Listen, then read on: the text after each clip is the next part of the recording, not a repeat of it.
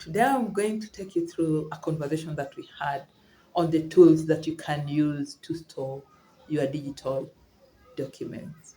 So listen carefully and then make a choice on which tool is appropriate for you to store your document.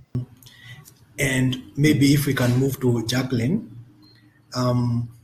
once the organizations or maybe the SMEs have been able to digitize their documents, are there places where they can be able to store their documents? Because I know for the hard copies, we could put them in files. Where do we store our digital documents? I think it depends with the resources that the SME has, because there are so many ways of storing. They can even decide to use hard disks. But how can, with hard disk, how can it be accessed by the other staff? That one is just basically for one person. And in terms of security, also it's a hurdle because you don't know, maybe you lose it somewhere, so it gets lost with all your documents. But the best option would be a document management system. But I believe that one comes with, as the company grows, it would need it because of the work automation. But there are other small options like using the Google Drive, But Yes. the inputting of the documents is manual. You have to set your files as they are, name the files, and give them numbers and set them in such a way that everybody is consistent with the system. So that but with Google Drive or Dropbox, you can share it out with other people. These are ways they can access to their password. It's just like accessing the emails. But with the document management system, all this stuff gets automated.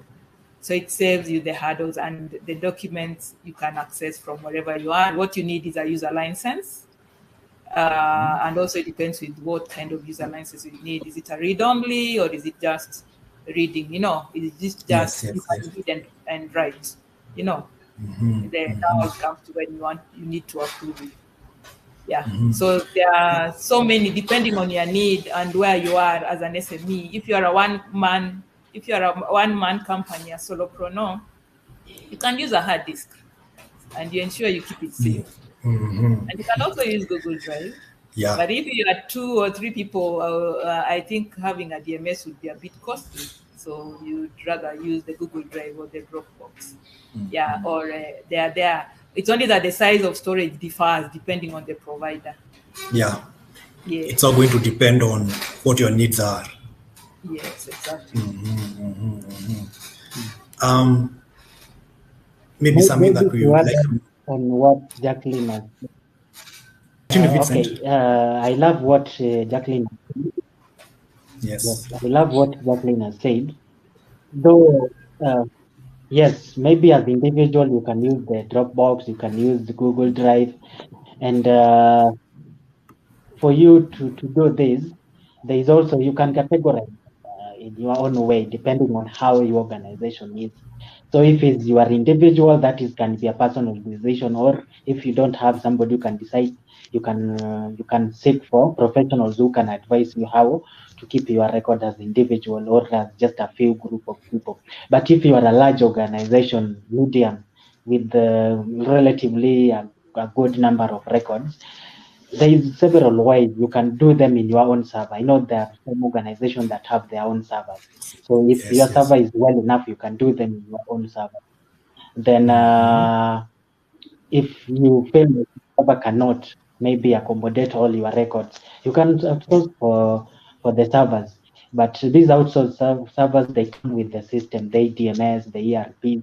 There are those organizations that are offering this system. So they will also give you that option if you want to save them on their own server, but with some policy and regulation to avoid maybe access issues and those.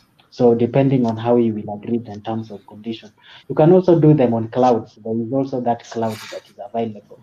Those are places you can save these records. So depending on how you can your affordability and the resources you have. So those are the places you can source. So source for an in-house, if you cannot do them as individuals, do them within your organization server. If you cannot do that, go to source servers. I know there are organizations that do that offer storage in their servers. So the only thing, you only acquire a server, then they will do the maintenance and the data protection security measures that will protect your data from damages or malicious issues or malware trojan. So that is what they will be doing for you. Your only work will be just go and access or make them remotely to your organization. Cloud, you just buy an account and you will be given access and you do whatever you want with you there. So how you can save them there, that is now the work of professionals who can help you, how you can save them there and how you can retrieve them back. I hope you listened to that conversation and you picked a tool or two that you can use